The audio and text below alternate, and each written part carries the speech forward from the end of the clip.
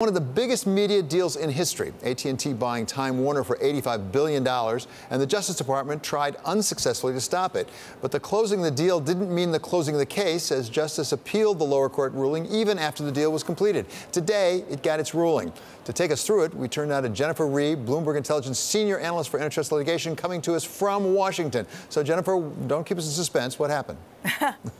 Thank you, David. Well, I think as expected, the appellate court here affirmed the district court's ruling. And, what they did was they said, look, our standard here is very high. This was really a fact-based ruling, and what we have to determine to overturn it is that there was clear error. And there simply wasn't clear error here in the way the district court judge, Judge Leon, interpreted the facts and evidence that were before him in the trial. So, Jennifer, as I understand it, there was an agreement between the Justice Department and AT&T to sort of hold separate the assets. Even though they'd closed the deal, they held separate the assets, didn't scramble the omelet, as they say. And I think the deadline that's coming up on Thursday. Is it thought that the Justice Department will go into court now and try to get an emergency order to keep that separation going?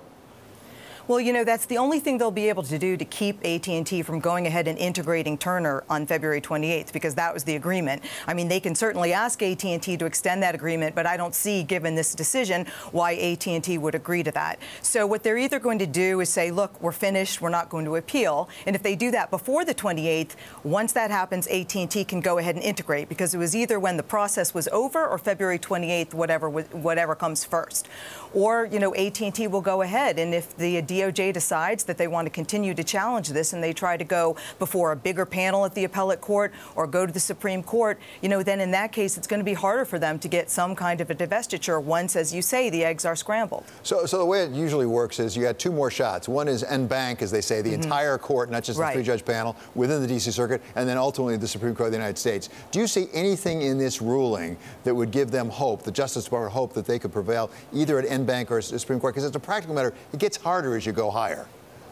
That's right. And, I don't see anything. For all intents and purposes, theoretically, this panel should have been favorable for the DOJ. You had a Clinton appointee, an Obama appointee, and one Reagan appointee for the judges, and you only need two. And this was a unanimous decision that the district court did not err in this decision. So, given that, I don't really see anything. And I would say both the district court's opinion and this appellate decision are pretty thorough, walking through all the facts that were presented here and determining that, the Department of Justice simply didn't make out a case that this merger was likely to substantially harm competition in the future.